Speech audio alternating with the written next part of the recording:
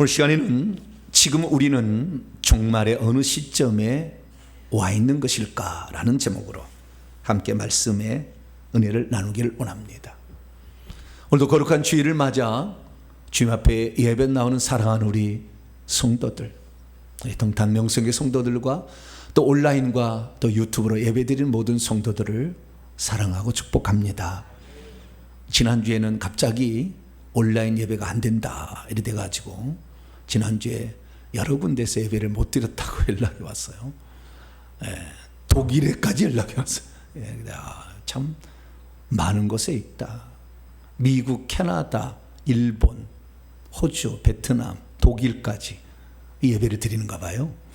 그래서 우리가 참 이 예배 드린다는 것이 여러분 우리끼리만 예배 드린다고 생각지 마세요.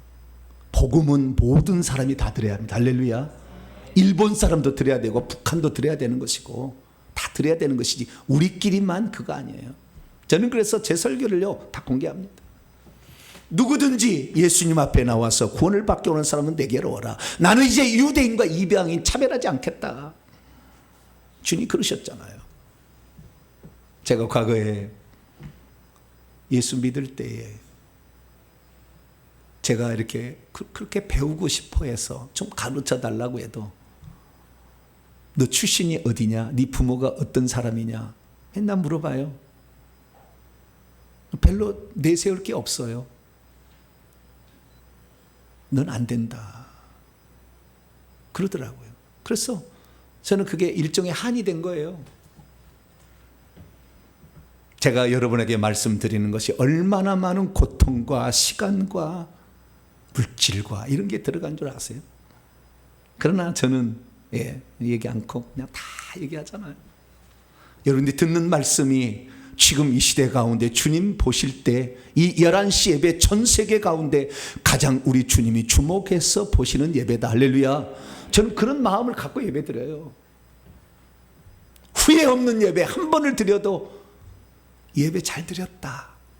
이거 하나님 받으시는 예배다. 이런 생각이 들도록 아는 사람은 알 것이고 모르는 사람은 영 좀 무디어지면 모를 것이고 여러분의 영혼이 날마다 새로워지는 주일이 되기를 간절히 바랍니다. 한 4, 5년 되었습니다. 그때까지 저 많은 꿈을 꿨어요. 근데 그 꿈에 어떤 내용이 가장 많았냐면 제가 그때 대학생인 거예요. 복학을 한 것 같은데 수강신청을 해야 돼요. 대학교는 고등학교까지는 달라서 고등학교는 선생님이 학교에 교실에 들어와서 우리를 가르쳐서 우리는 가만히 있으면 되지만 대학교 때는 선생님을 찾아서 내가 가야 돼요. 그러면은 그 선생님이 교수가 강의실을 어느 강의실에 무슨 관 1관, 2관, 3관 무슨 본관 무슨 관 무슨 있어요. 종류가 다르게 사회교육관 무슨 게 다 있습니다. 그러면 그리 가가지고 내가 듣는 과목에 강의를 들어야 됩니다. 수강신청을 해서 겹치지 않도록 전공 필수, 그 다음에 선택, 그 다음에 교양 이런 것을 잘 구별해서 이제 하는 거죠. 근데 내가 열심히 학교를 가서 이 공부를 하려고 가고 있는데 오늘 내가 어디로 가야 될지 내가 모르고 있는 거예요. 강의실에 분명히 어디가 있고 교수가 있는데 내가 수강신청을 한 것 같은데 어디에서 이 강의를 하는지를 모르니까 열심히 가고 있는데 걱정인 거예요. 빨리 내가 학교를 가서 학과 사무실에 가가지고 그 수강신청표 그거 선택가 나오는 거 있잖아요. 그거 보고 빨리 확인해가지고 매도실에 누구 교수한테 가야 되겠다. 그래야 지각하지 않고 내 학점을 잘 맞을 텐데 하고 막 가는데 나는 진정 가야 될 강의실을 모르고 있고 교수를 모르고 있는 거예요. 혹여나 주변에 내가 알고 있는 사람이 있나 아무리 둘러봐도 없고 어쩔 때는요 걸어가는데 막 바삐 걸어가는데 모르지 어떨 때는요 차를 타고 가는데 주차하는데 5분도 안 남았어. 근데 주차를 하려는데 주차할 데가 없어가지고 이놈 차가 왜 이렇게 주차할 데가 없어. 강의 시간이 가까운 막 이런 거죠. 그런 꿈을 한두 번 꾼 게 아니에요. 지금에 와서 제가 꿈과 환상과 예언이 하나님이 우리에게 말씀하시는 통로다라는 사실을 알고 보니까 내가 누구한테 배워야 되고 어디로 가야 될지를 알지 못하는 나의 영혼의 상태를 그대로 표현해주고 있는 거였죠. 이제야 3년이 지나서 제대로 된 여러 영적 스승들을 통하여 저도 갈 길을 찾아서 이제는 하나님의 뜻이 어디에 있는지 말할 수 있는, 주님 앞에 무릎을 꿇으면 주님이 이것이다 라고 음성으로도 들려주고, 이것이다 라고 환상으로도 보여주고, 이렇게 해서 갈 수 있는, 과거에는 다른 사람들, 신령한 사람들의 이 얘기로만 들었던 그 얘기, 성경이 아닌 지금 레마로 말씀하시는 하나님의 음성을 들을 수 있는 상태로 바꿔지고 있는 것. 우리 성도들 중에 제가 회개하라니까 아직도 안 하고 버팅거리는 사람이 있어요. 무슨 배짱인지 모르겠어요. 끝까지 안 하겠다는 거죠. 네. 어쩔 수 없어. 안 하겠다는데 어떻게 하겠습니까? 제가 쥐리를 들겠습니까? 주둥아리를 그냥 막 그냥 가위로 잘라버린다고 그러겠어요. 어쩔 수 없잖아요. 제가 개인적으로 막 이렇게 권면하지 않아요.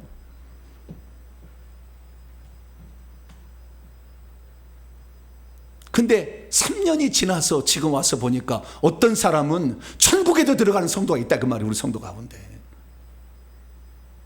무슨 차이나 그거죠. 3년 전하고 비교해 봤을 때. 똑같지 않다는 거예요. 어떻게 말씀을 듣고 어떻게 살아가느냐에 따라서 인생이 달라지는 거예요. 천국의 지위가 달라지는 것이고, 신분이 달라지는 것이고, 천국에서 받을 영광의 상태가 다르다 이거죠. 야, 정말 우리가 그때를 잘 알아야 되는데, 그러면 주님께서 우리에게 한도 끝도 없이 기회를 주실까? 아니죠. 주님이 오실 때가 가까운 시대에 우리가 살고 있죠. 그러면 지금 시점이 지금 우리가 어느 상태에 와 있는가? 내가 조금 해차려도 되는 것인가? 몇 년 뒤에 시작해도 되는 것인가? 지금 해야 되는 것인가? 우리가 가늠할 수 있어야죠. 좀 늦어도 된다 그러면 조금 세상 즐길 거 뭐 즐기고 이렇게 할 수도 있겠지만, 주님의 때가 정말 가까웠다면 우리는 다시 정신 차리고 깨어나야 할 때가 된 거죠.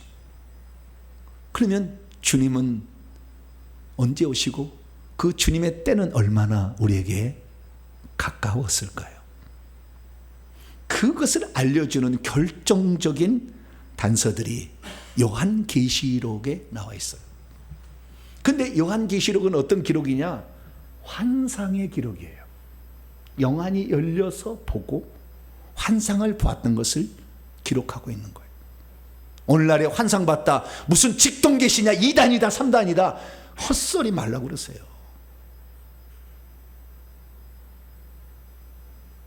자기는 안 해봐서 그런 거지, 몰라서 그런 거지. 반대도 있어요. 자꾸 무엇이 보인다, 뭐 듣는다 했는데 그것이 성령이 주는 거, 귀신이 주는 건지 모르니까, 성경을 모르니까 분별이 안 서잖아요. 그러니까 2단 나오는 거지. 결국에 다 요한계시록에서 다 2단 나온 거 아니에요?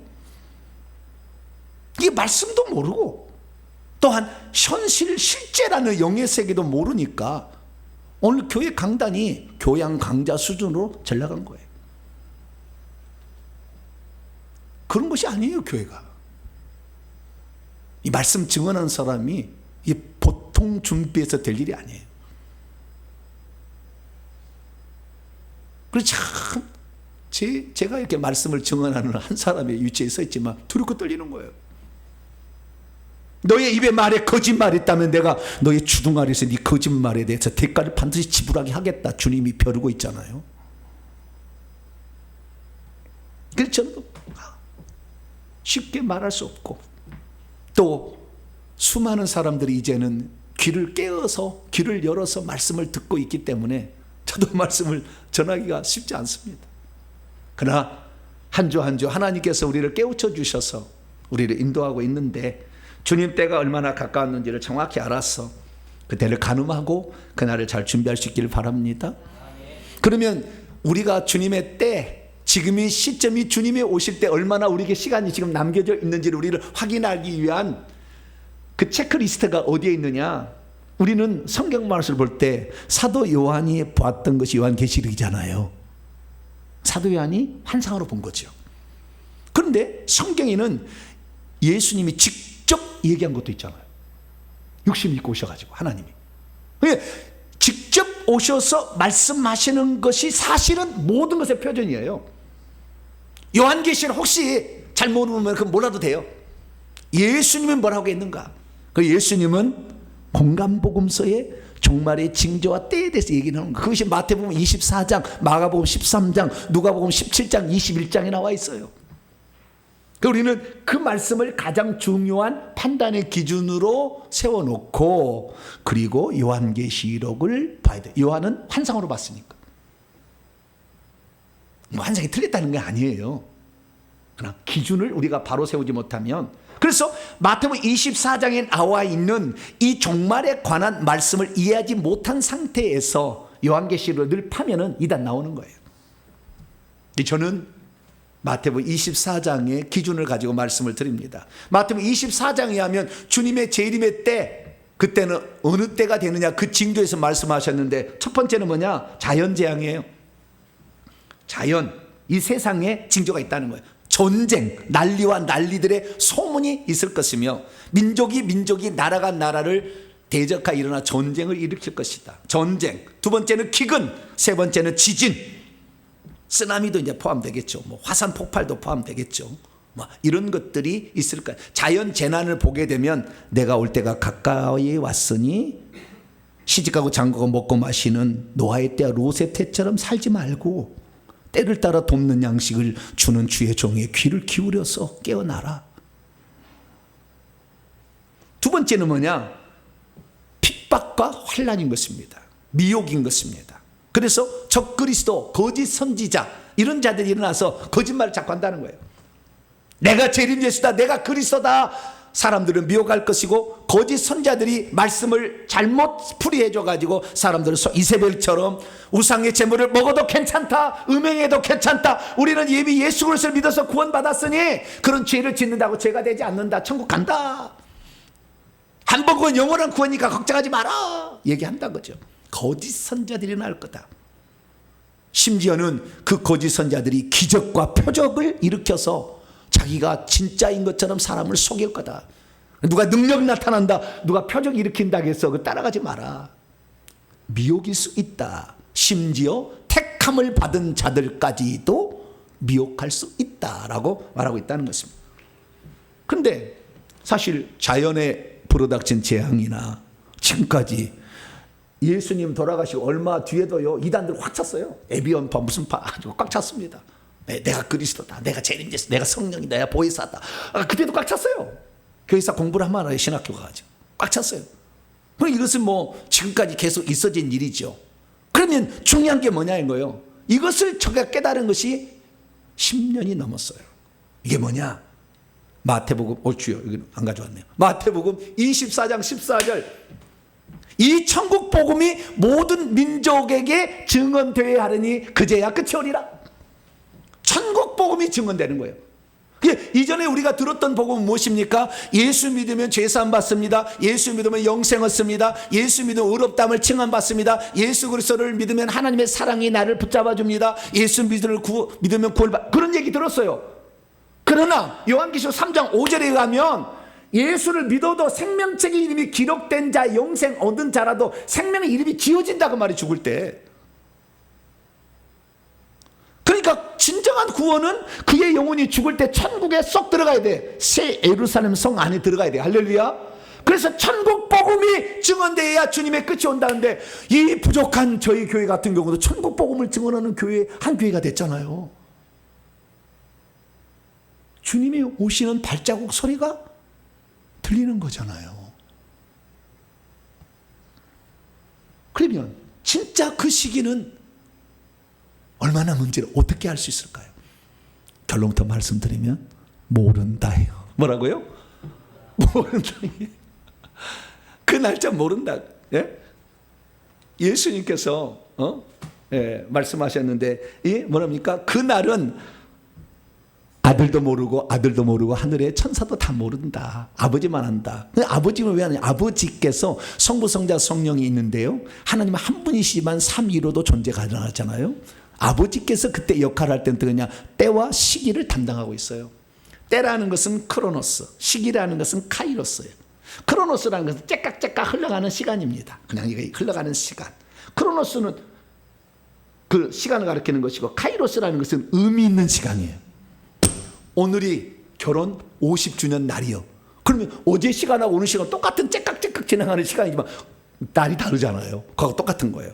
우리 인생에서 우리가 영적인 세계를 발견하는 의미 있는 시간들이 우리에게 있다 이거죠.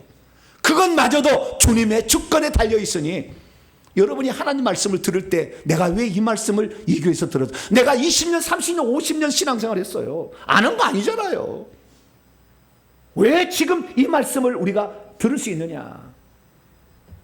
그렇게 생각하면 그 시간이 크로노스에서 카이로스 시간으로 싹 바뀌는 거야. 할렐루야.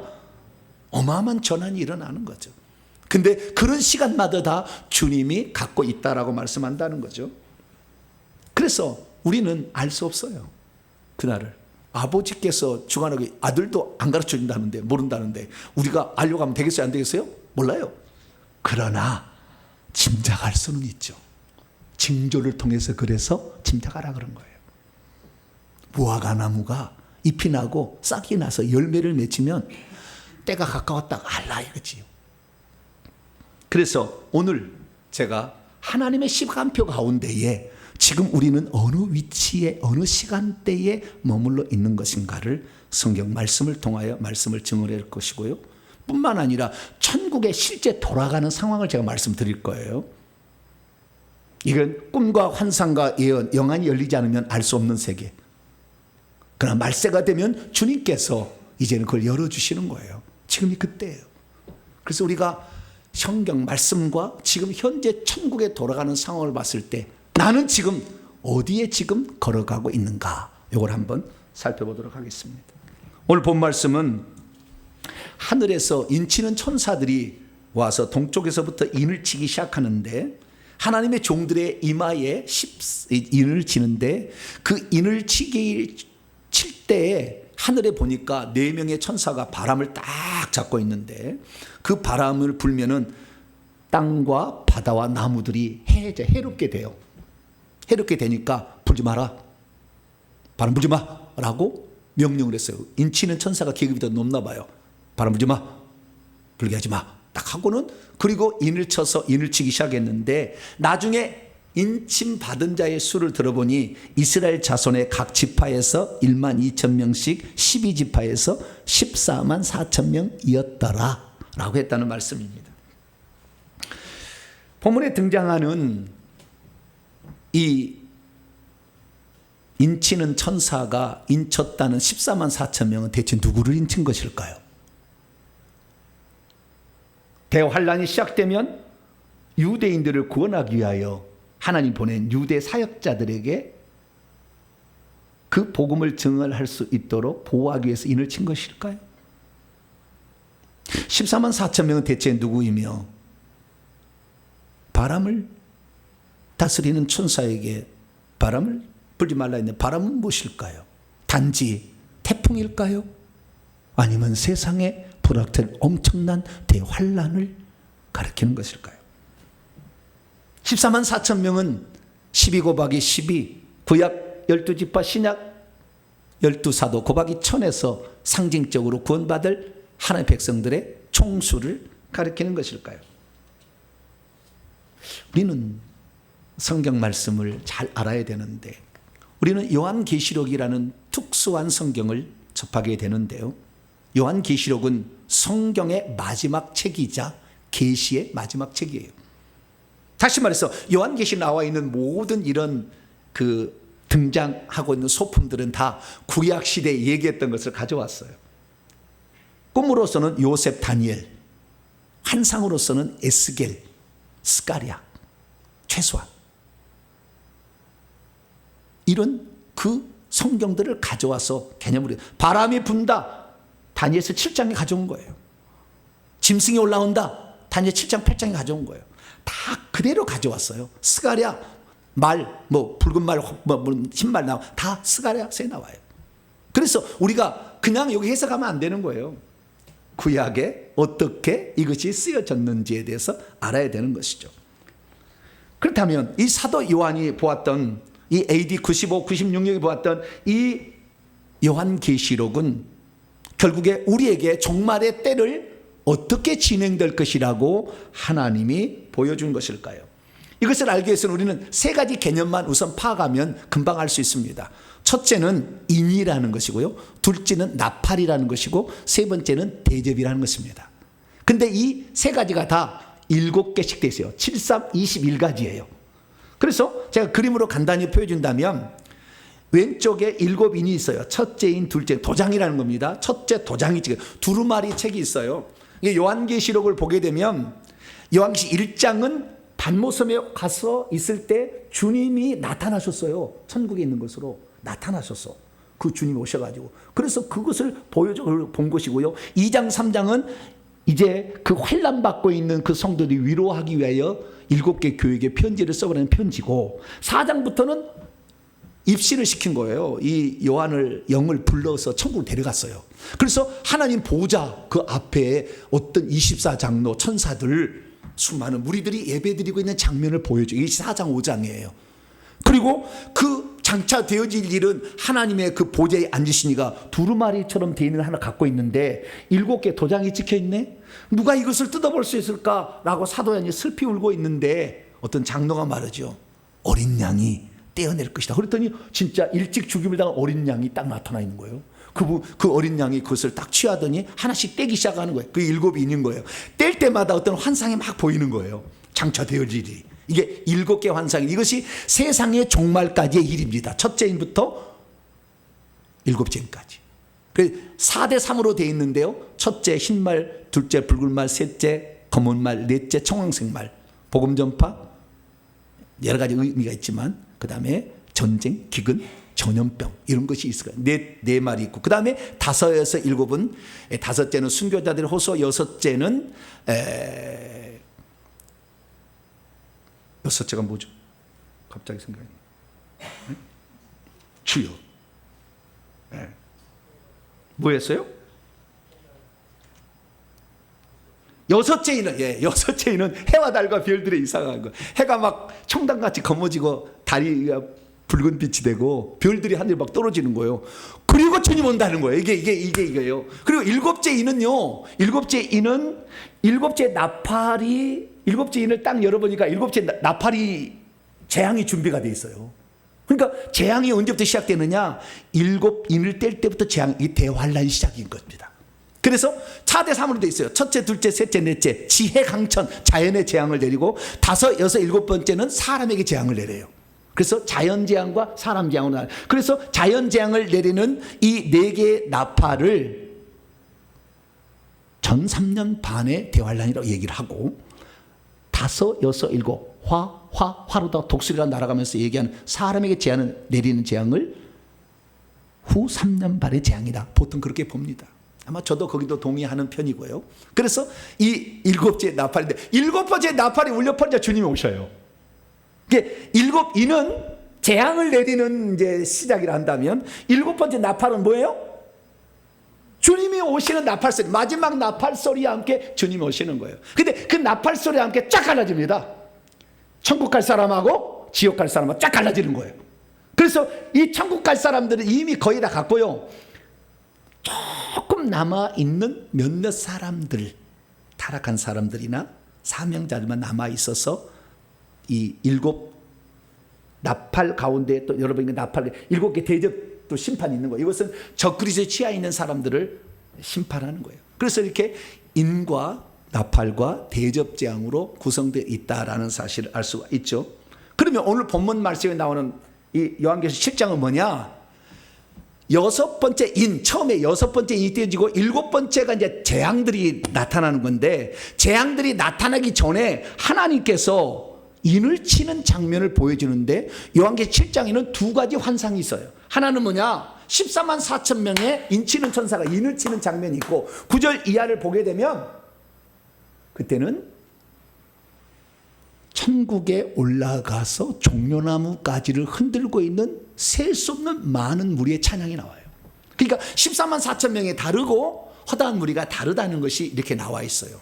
그리고 주님이 이제 재림하시는 거예요. 마지막 인일 때 마지막 나팔에 주님이 재림하는 거예요.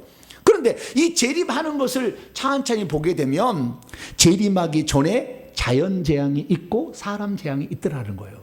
그리고 그 다음에 주님이 오더라라는 것입니다. 그러면 이 자연재앙, 지금 우리가 겪고 있는 것과 비슷한 거죠. 그리고 우리가 이걸 잘 봐야 되고, 사람 재앙, 이것이 나타나게 되면 주님 오신다라는 거예요. 그러면 이 재앙은 어떻게 되느냐? 지금까지는요, 천천히 됐다고 한다면 이 말세는요, 확 돼버려요. 순식간에 펼쳐질 것이라면 좀 이따 제가 증거를 제시하겠습니다. 순식간에 우리에게 나타나서 싹 갈 거예요. 그리고 우리가 지금 어떨 때냐? 지금은 깨어날 때가 되었다라는 것입니다. 그런데 왜 그러면은 이 여섯째 인을 떼고 일곱째 인을 떼기 전에 막간 계시로서 요한계 7장을 보여줬느냐? 여기에 바로 하나님께서 일하셔서 구원받을 사람들을 알려준 거예요. 하나님이 일하기 위해서, 그래서 하나님의 종들의 이마에 인을 쳤는데 그 숫자가 14만 4천 명이고, 그리고 그들의 사역으로 말미암아 구원받아서 하늘에 올라간 허다한 무리들이 있더라 라는 것이 본문의 말씀입니다. 믿음이 있어도 인침의 의미를 잘 모르면 왜 하나님께서 인을 치는가 라고 생각할 수 있습니다. 믿음이 있어도 인침의 의미를 잘 모르면 왜 땅과 바다와 나무에 바람이 불기 전에 14만 4천 명의 머리 위에 인을 칠 수밖에 없었는지 잘 모릅니다. 믿음이 있어도 인침의 의미를 잘 모르면 인침을 받은 14만 4천 명이 대체 누구냐? 유대인들이냐? 환란기에 하나님의 구원받을 백성들의 총체냐? 여러 가지로 생각할 수 있습니다. 그래서 우리는 이 14만 4천 명의 이 인침의 상황을 지금 영안을 열어서 천국에 얼마가 있는지를 확인해 볼 수 있는 시대에 살고 있어요. 그러면 주님의 때가 얼마나 다가온지 알 수 있으니까 오늘 말씀을 통하여서 아하, 지금 이런 때구나 정확히 알아서 그날을 잘 준비하는 저와 여러분 되시기를 바랍니다. 자, 그러면 재림의 때가 왜 지금 우리가 급속히 다가올 것이다. 지금까지는 천천히 왔다고 한다면 갑자기 일어나서 몇 년, 몇십 년 안에 끝날 거예요. 길어봤자. 근데 갑자기 진행될 이유는 뭐냐? 제가 지금 놀라는 사실은 2년 전에 겪었던 팬데믹입니다. 코로나 팬데믹. 이 전염병이 우리에게 이렇게 나타나게 되는데요. 이 전염병이 엄청난 것입니다. 예, 전염병이. 그래서 우리가 전염병을 잘 알아야 되는데요. 주여, 어디로 갔는지 모르겠네. 여기 전염병은 제가 기록을 안 해놨네요. 설명을 해드리겠습니다. 넷째 인을 뗄 때 전염병이 터지게 돼 있어요. 근데 그 전염병이 지금 우리 시대에는 코로나를 겪었잖아요. 2년에 전 세계가 스톱됐어요. 경제고 뭐고 뭐냐 모두 마비돼 버렸잖아요. 근데 이런 일을 겪으리라는 상상을 못했죠. 두 번째, 자연과 태양이 지금 심상치 않습니다. 올해 들어와서 전 세계가 불바다가 되고 있어요. 미국에 네바다 주 가니까 51도 나가요. 중국에 55도가 나가요. 서양에 41도가 나가는데 이런 온도가 아주 산불을 내서 막 확확 태우고요. 사람이 벌써 작년에 말도 7만 명이 이게 태양에 죽었다는 거예요. 바로 올해도 1만 7천 명이 죽었대요. 심상치 않아요. 옛날에 이렇게 뜨겁지 않았거든.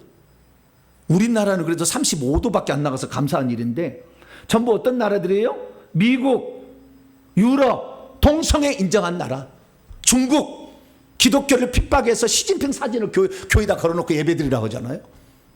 가만 놔두지 않아요. 그럼 우리나라는 조금 긍휼이 있어요. 그래도 좀 열심히 믿는 게 있나 봐요. 할렐루야. 네, 조금 믿는 사람이 있나 봐요. 우리는 조금 나아요. 근데 지금, 그런데 이것만이 아니에요. 이제 기근이요, 기근. 검은 말. 식량난의 위기. 이것이 지금 전쟁하고 또 맞물려 있죠. 붉은 말.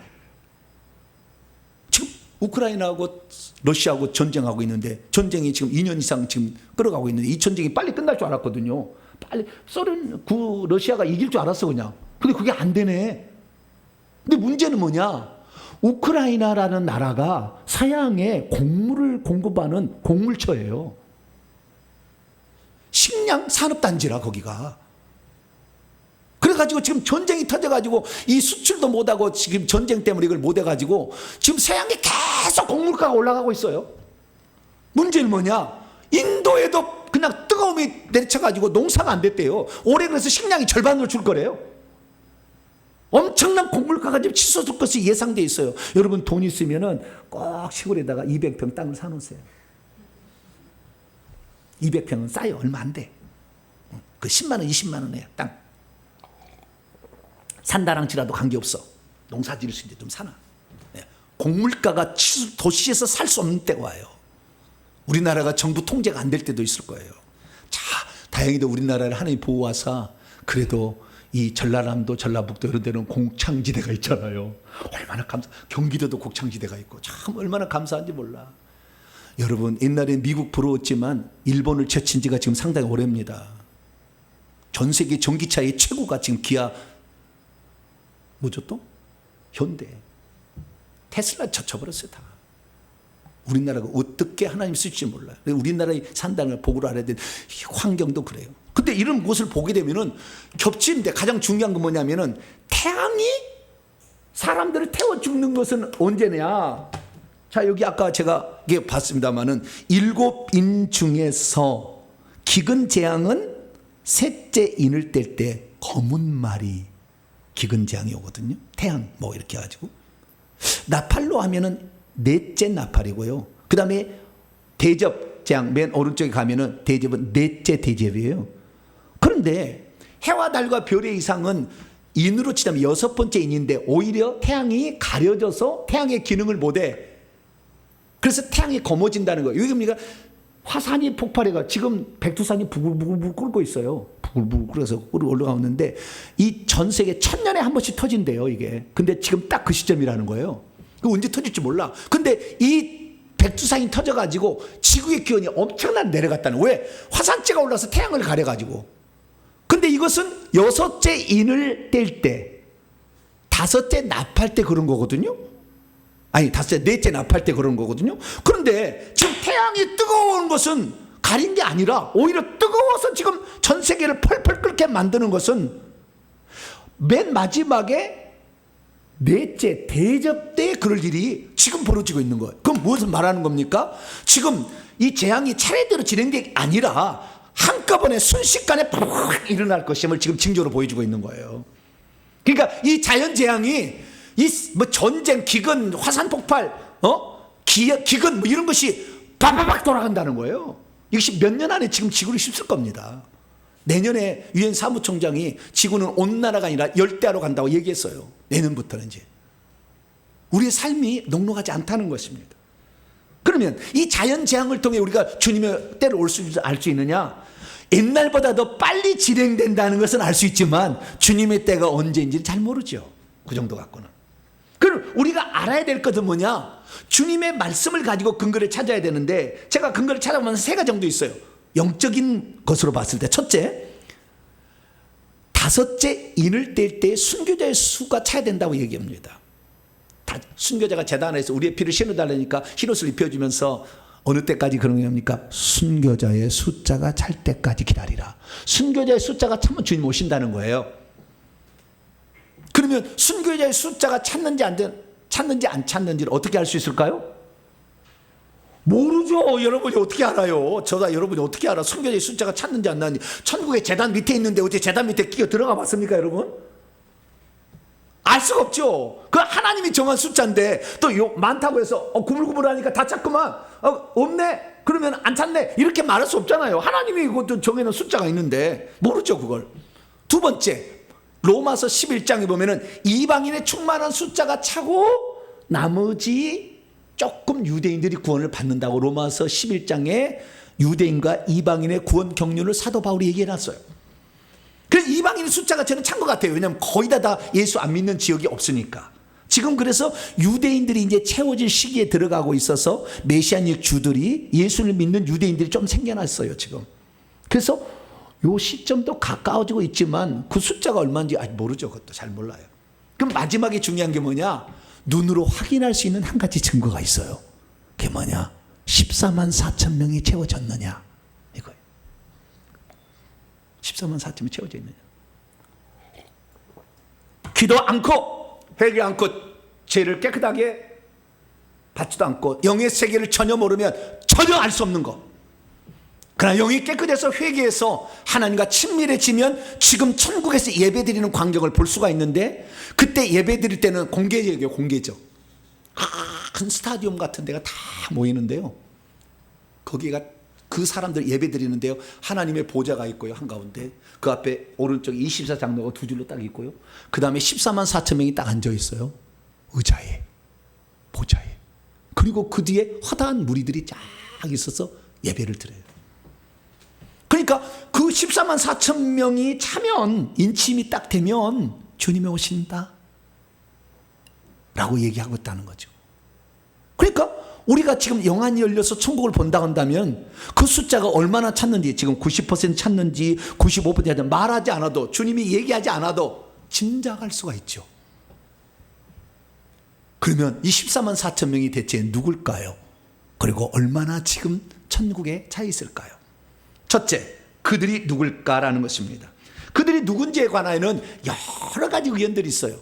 제가 2017년에 요한계시록 강의를 할 때마다 이 견해, 첫 번째 견해를 따라갔는데, 그것은 뭐냐? 14만 4천 명은 상징적인 수다. 구약의 12지파, 신약의 12사도 곱하기 많은 수의 1000. 그래서 144 곱하기 1000 하면 14만 4천 명이니까. 그래서 신약과 구약의 구원받은 하나님의 총수다라고 얘기했는데, 이것은 단점이 뭐냐면 문자적인 해석이 아닌 상징적인 해석이에요. 근데 우리가 요한계시록을 보지만 전반부와 후반부가 다르잖아요. 전반부는 14만 4천 명의 인친자들이 있고 9절부터 다음에는 허다한 무리들이 있는데 두 부리로 성도를 나누고 있어요. 그렇기 때문에 신구약 성경에 구원받은 하나님 백성이 총수다는 상징적인 것은 틀린 거예요. 결국에 틀린 거예요. 이건 제가 수정해야 되는 거예요, 지금. 두 번째는 뭐냐? 문자적인 수다. 14만 4천 명 딱 그거다 라고 해석하는 거예요. 해석하는데 해석도 달라. 유대인들은 어떻게 하느냐? 대환란 기간에 유대인들을 구원하기 위해서 하나님이 쓰시는 사역자들의 수가 14만 4천 명이다 얘기하고, 이것이 세대주의자들의 주장입니다. 지금 세대주의. 그래서 유대인들의 구원을 위해서는 이방인들이 먼저 피해줘야 되니까 그때 휴거대에 올라간다라고 이런 가짜 학설을 만들어낸 거예요. 먼저 휴거대에 올라가고 나머지 환란체 유대인들이 구원을 받는데 14만 4천 명의 주의 종들이 그들을 구원해서 올린다 이거예요. 가짜예요. 이건 다른 거 설교를 다 들어보면 알고요. 또 하나는 이 문자적인 거, 또 하나는 이단들이 쓰는 거예요. 이만희, 우리 안에 12지파가 있어. 각 베드로 지파, 안양에는 무슨 지파, 서울에는 무슨 지파 있어. 12,000명씩 우리가 잘 모아서 우리끼리만 그래서 천년왕국에 들어간다 라고 얘기를 하는 거예요. 이게 이단들이 쓰는 수법이에요. 그래서 14만 4천 명 안에 들어라. 근데 5만 명, 6만 명일 때는요, 그게 말이 통했어요. 왜냐하면 나도 14만 4천 명에 들어가야 되겠다. 그래서 무슨 성경, 무슨 공짜 무료 성경 신학원인가 뭐 가가지고 열심히 뭐 비유풀이 막 해가지고 완전 속이는 거예요. 그게 한번 들어가면 못 태어납니다. 절대 가지 마세요. 근데 거기에 가가지고 비유풀이 짝풀이 막 해가지고 막 이렇게 공부를 해가지고 어느 날 보니까요, 20만 명이 돼버렸어. 그러니까 이제 그 사람들이 교주요, 교주는 아니구나. 네. 이긴 자요. 보혜사 성령이요. 이만희를 지칭하는 거예요. 이긴 자요. 14만 4천 명이 넘었는데 어떡하죠? 했더니 이제는 시험을 쳐서 떨어뜨려야 된다. 그래 시험 치고 있다는 거 아니에요, 지금. 시험 쳐야 돼. 그 공부 못하면은 14만 4천 명도 못 들어가요. 여러분들 이단이 갔다면 큰일 날 뻔했어. 공부 못하면 그거 못 들어가. 시험 쳐가지고 합격을 시키는데 14만 4천 명이 넣는다고 하니까 완전 사기야, 사기 이런 거. 구원받은 숫자가 14만 4천 명이겠습니까? 지금 천국에 올라가 보세요. 수억 명이 있어, 억 명이. 무슨 14만 4천 명. 말도 안 되는 소리를. 딴 무리가 있다니까, 수억 명이. 지금까지 구원받은 숫자가. 그럼 이게 뭐냐라는 거예요. 우리는 성경 말씀을 통해서 알아야 되는데, 요한계시록 7장에 나와 있고 이 14만 4천 명은 14장에도 나와 있어. 두 가지를 합치면 답이 딱 나와요. 첫째 7장, 네, 요한계시록 7장을 보면 하나님의 종들이라고 딱 못을 박았어요. 하나님이 이 땅에 보내서 인류의 구원을 위해서 이 땅에 쓰시려고 보낸 종들, 당신의 특별한 종들. 신약에 나오면 베드로, 바울, 구약시다면은 뭐 모세, 왕으로 치면 다윗, 이사야 뭐 이런 거예요. 이런 하나님의 종들을 지칭하는 거예요. 이거 딱 하나님의 종들이라고 딱 못을 박아놨어. 그러니까 하나님이 쓰시는 특별한 사역자들이지 구원받은 사람이 다를 청칭하는 건 아니다. 그래서 우리는 요한계 14장을 통하여 14만 4천 명은 하나님이 쓰시는 실제적인 숫자다라는 사실을 알 수가 있습니다. 그러나 허다한 무리들은 얼마나 될지 몰라. 셀 수가 없어. 성경이 나왔으니까. 계속 그래서 구원받은 사람이 있겠죠. 그래서 이 14만 4천 명 말고 나머지 허다한 무리들은 각 나라와 족속과 백성 방언 가운데서 아무도 능히 셀 수 없는 어마무시한 무리들이 있다. 그러나 이들도 흰옷을 입는다. 왜? 예수를 믿어서 자기의 피로, 예수의 피로서 자기의 옷을 깨끗하게 한. 그러니까 회개하지 않으면 새 산성에 못 들어가. 이 허다한 무리도 못 들어가. 회개 안 하면. 생명지 이름이 기록됐어도 지워져 버려 그냥. 안 돼. 여러분들은 날마다 회개할 수 있기를 축원합니다. 14장에 보니까 또 다른 단서가 나오게 되는데 14장을 보게 되니까 시온산에 14만 4천 명이 서 있네. 근데 그들이 누군지 그들의 이마에 표시가 되어 있어요. 이름이 기록되어 있대. 여기에 어린 양의 이름이 기록되든지 아버지의 이름이 어린 양 이름은 예수께시고 아버지 이름은 여호와겠죠. 구약에도 14만 4천 명이 있구나. 주의 종들이 쓰시는. 신약에 예수를 믿고도 14만 4천 명이 있구나. 대환란 시대 그때 쓸 종들을 14만 4천 명이 아니라 이미 구약 때부터 그 다음에 신약에 이르기까지 이런 사람이 있다라는 사실을 1절을 통해서 확인해 볼 수 있고, 그 다음 4절 5절 보면은 그 사람이 어떤 그 속성, 그 사람이 어떤 사람인지를 정확히 그 속성을 알려줘요. 네 가지로 알려줘요. 첫째는 여자와 더불어 오염되지 않고 순결한 처녀들이 돼요. 이 여자는 음료를 지켜요. 세상과 짝하여 사는 사람이 아니에요. 세상을 즐기는 그런 사람이 14만 4천 못 들어가. 우리 성도들은 보통 발을 양쪽에 딛고 있죠. 세상도 좀 즐겨보기도 하다가 주일날은 아니지 맞다. 주일 하다가 또 다시 또 월요일부터 갔다가 또 친구랑 커피 마시자 그러면 아니 이거 아닌데 3시간 4시간 아닌데 하다가 또 아이고 가야 되는데 회개 기도해야 되는데 일주일 지났어 벌써 또 회개 기도 안 하고. 이런 사람은 14만 4천명 안 돼. 회개를 해서 그래도 천국이라도 들어가야 돼. 두 번째는 어린 양이 어디로 인도하냐에 따라 그 주의 말씀에 그대로 순종하며 가는 거예요. 세 번째는 뭐냐? 사람들 가운데서 속량을 받아 처음 첫 열매로 첫 수확물로 하나님이 기뻐 받으시는 특별한 존재. 구약도 그런 종들이 있고 신약에도 그런 종들이 있다는 거예요. 특별한 존재. 내 첫 수확물이다. 기쁘다. 장자 같다. 이런 사람도 있다. 네 번째, 그들의 입에서 거짓말에 그 흠이 없는 자들. 주의 종들이 될 확률이 많지 않아 이게. 왜? 거짓말하잖아. 한 번 구원 영원한 구원이라고 막 얘기하고, 방언은 무슨 외국어라는 귀신 신나라까 무슨 얘기하고 못 들어가. 나중에 보세요. 뭐 죽어보면 알아. 뭐 제 말이 틀리지 않지는 뭐 평가는 죽어보면 알아요, 여러분. 진리만을 위해서 목숨을 걸어야 돼 이게. 나는 우리 성도들이 듣든 안 듣든 간에 하여간 센 말을 합니다. 할렐루야. 듣고 그냥 산 사람은 귀를 열고 그냥 귓구멍을 송구석 찌르면서 따라올 것이고, 그렇지 않은 사람은 니는 지져라 뭐 나는 뭐 간다. 그렇게 되겠지만 진리를 얘기하지. 못 듣는다고 그냥 막 갈 수는 없잖아요. 그래서 저는 유튜브를 통해서 누구든지 들으시오. 지금 시대가 지금 어느 시대입니까? 그리고 지금 말씀을 드리는 거예요. 그래서 요한계시록에 하면은 하나님이 구별해서 이 땅에 쓰시는 특별한 사명자들을 지칭하는 실제적인 숫자다. 24장로를 포함한 그런 주의 종들이라는 걸 알 수 있고, 이들이 결국에 요한계시록 2장 3장에 하면 각 교회마다 이긴 자들이라고 표현된 바로 그 자들. 거기에는 순교자들도 포함되어 있겠죠. 그래서 이런 사람들이 있는데, 이런 사람들이 다 결국에 인쳐진 사람들이 천국에 들어가서 보좌자리 딱 채우면 주님이 딱 오시는 거예요. 그러면 천국의 실제 상황을 하고 말씀을 마칠게요. 이것은 성경에 없어요. 그러나 영안이 열려서 그걸 보는 사람은 보는 거예요. 한두 사이 본 게 아니고 볼 수 있어요. 그럼 얼마나 찾느냐? 거의 찼어요. 95%에서 7%? 숫자로 치면 4천 명이 채 안 남았어요 지금.